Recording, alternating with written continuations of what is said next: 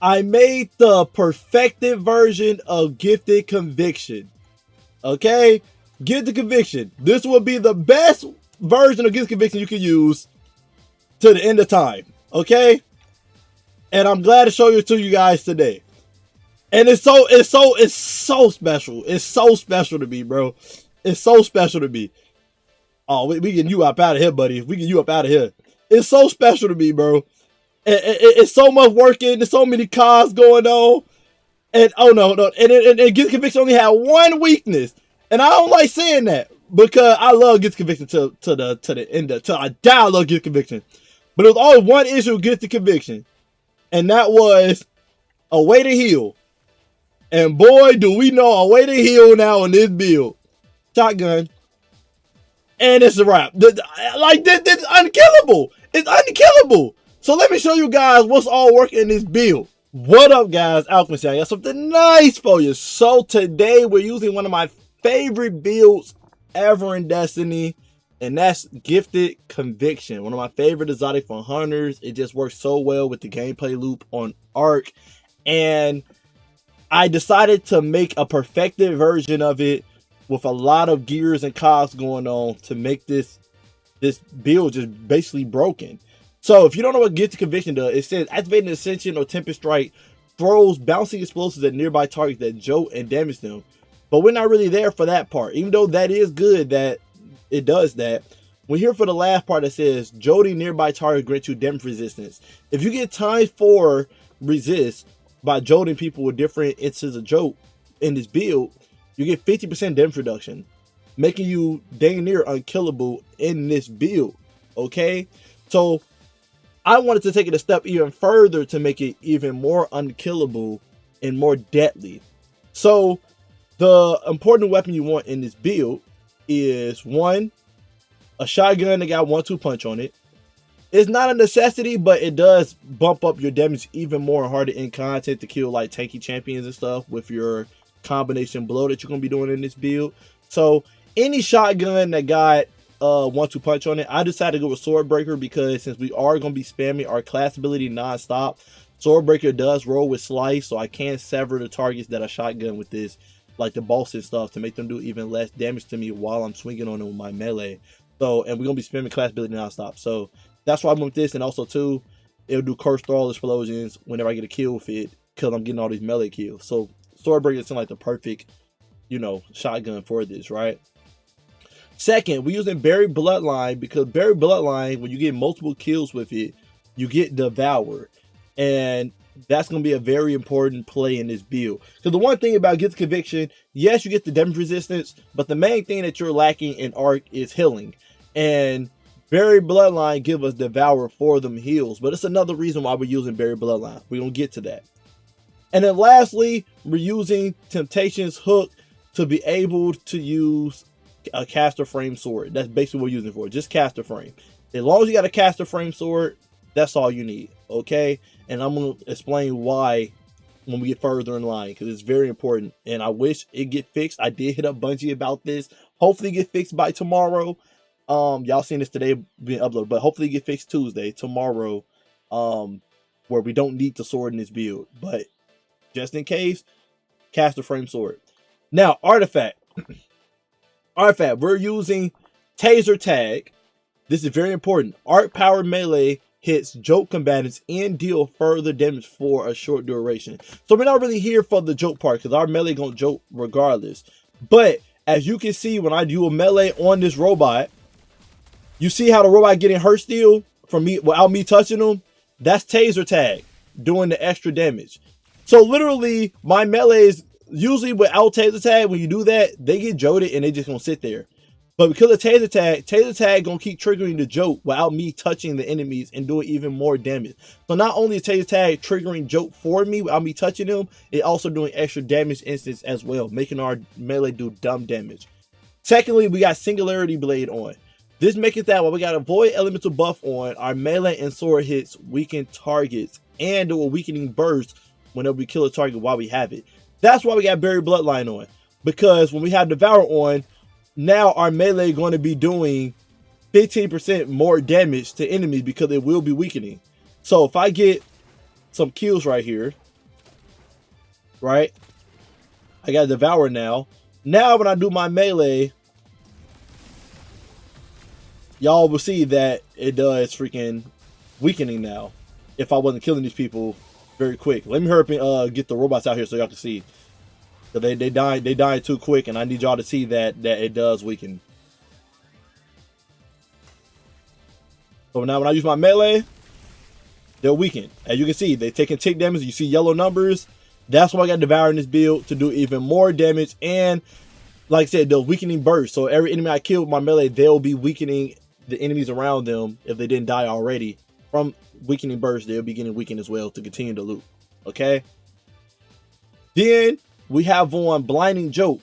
Final blows on jolted combatants blind nearby combatants. We're gonna be jolting people all day.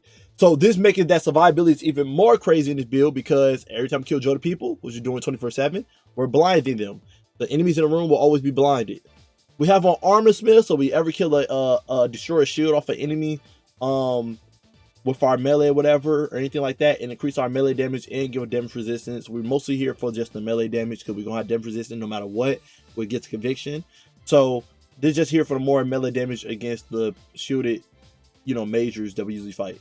We got dielectric on, so whenever we do kill arc debuff target, we get bolt charge, and then rapidly defeating arc debuff target gives us another orb power. We're gonna be spamming orb powers in this build nonstop, and heals a small portion of health. So us killing arc debuff target, we get health naturally from just killing them. So on top of the Devour, it gives us even more health. Then the last two slides don't really matter. I was going to use a machine gun in this build, but we need a sword in this build nonstop. So you can change this to anything like this, increasing your weapon stability, handling, reload speed. Repulse don't do anything, sadly. You can put on power from pain. This will keep Devour on nonstop, so you don't have to worry about putting on freaking shooting Barry Bloodline again. Basically, you don't have to worry about that. But yeah, connect senses don't need to be on. Change this to like finishers, give you final blows, melee energy, and grenade. You know what I'm saying? Or you go press the advantage. Up to you. Okay, that's just a free slot. Again, I want to use a machine gun in this build for the healing part, but we can't, and y'all gonna understand why in a minute. But we're going to the subclass. Subclass, your super can be whatever you want. You can go Archstrider, Archstaff if you want to, or you can go Gathering Storm and do Jolt. Really up to you. Doesn't really matter. Okay. We're using Gambler Dodge, obviously, so we get our melee back when we melee people. We got on Combination Blow, so our melee does even more damage as we get stacks. Tempest Strike does trigger this, making Combination Blow deadly with Tempest Strike. Your grenade can be whatever you want. Post grenade is the most deadly grenade, so that's what I chose. But you can go over like Flash Bang Grenade if you want more blinding in the build. It's truly up to you. Okay, Tempest Strike. As y'all see, I do Tempest Strike. Tempest Strike give us damage resistance whenever we use it as well for more survivability on top of get the conviction. I'll throw the damage resistance you get from Tempest Strike on the screen, and you also get bolt charge from killing jolted targets while you have this aspect on as well. So just making that we get bolt charges even quicker. We also have Ascension on to do even more jolt with get the conviction, to make it that we can amplify for damage resistance for enemies miss their shots, but also too to get the jolt out there even more for the get to conviction gameplay loop. You could put on flow state if you want to, but I don't recommend it. Just do Ascension, get more jolt out there, do the little balls from the get to conviction to do even more jolt to hit enemies and stuff. And yeah, fragments, very important. You want spark or frequency. Just make it that your weapon reload faster and better stability, because we are doing melee hits non-stop. But we're mainly here for the second part. While amplified, the effects are increased and you gain increased stacks of bolt charge from all sources. So to make it that we get max bolt charges quicker, so we can trigger it to do even more damage. We have on Spark of Discharge, where collecting iron trace grants us stacks of bolt charge. We're not really here for the arc weapons making iron traces for us, but our sword is arc, so it will do that if you do decide to do that, right? We have on Sparking Amplitude on, so rapidly defeating targets while you have M5 create orb power. This is just more of an orb power fantasy. You literally can make hundreds of orbs with this build by the end of a strike. It's insane, okay? So you're helping your teammates out and yourself out. We got Sparking Resistance on for more damage resistance in this build and for the plus 10 melee stat. And then we have Sparking Ions on, where defeating jolted targets or defeating a target with bolt charge create an ion trace, which stacks with the Picking up iron traits gives bolt charges. Okay. Stats you want to go for in this build. You want to go for at least 65 class ability stat, and then you want to pour the rest into your melee stat. You want to try to get 200 melee stat if possible. I don't have the perfect stat rolls for it, but that's what you want to aim for. 200 melee stat and then 65 class stat, so your gameplay loop is forever when you're doing the melee shade step, okay? Now, armor mods. We're rocking one hands on, so we get super energy. Obviously, we're gonna be melee kills nonstop. You got special ammo finder for your special weapon, because we are rocking double special weapons in this build. And then you can run a scout to help your teammates out. We got on 3 heavy-handed, so every melee kill we get makes Orb of Power. This is how you're gonna be raining Orb of Power 24/7. We have on melee damage resistance in our chest piece, because we are gonna be close to person to most enemies when using our melee. So there's more damage resistance, and then we got other 2, whatever element you're going against, for more damage resistance. We have on better already to start health regen, because we will have Devour on for the chunks of health, and picking up ore is going to give us chunks of health. So better already is on to start health regen if our health is low or something like that. We have on Void Scavenger, so we have more ammo for our Buried Bloodline, because we will be using that to get Devour on in our build. And then we have Absolution on, so picking up Ore Power gives ability energy for all our abilities. And then lastly, in our class item, we got Reaper on. We're spamming our class ability nonstop, so we might as well make an Orb Power and get a weapon kill. Powerful attraction to pick up all the orbs we will be making 24/7 while we spamming Ascension. And then we got Distribution on. Whenever we pop Ascension near people, we get ability energy for everything, including our super. Now, y'all just seen, we got multiple ways to get health back in this build on top of all the damage resistance got in this build. But we taking it a step further and beyond. Super Set 3. All right, we're taking it a step further. The armor set bonus we are rocking in this build is Dark Age. You get this armor set from Warlord Ruins dungeon with the servitor boss and whatnot, the snowy place. The 2-piece says hitting combatants with melee attacks or sword strikes grant a stack of initiative, granting bonus handling and reload. And it's the stacks decay, so when you get 5 stacks, when the timer goes away, it goes to 4 stacks. Now this is my dilemma.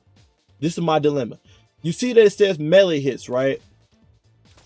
The reticle on this gun is terrible. You see I'm aiming at this button, but it's shooting above. Terrible. So you kind of want to shoot under. Just letting you guys know that with this weapon.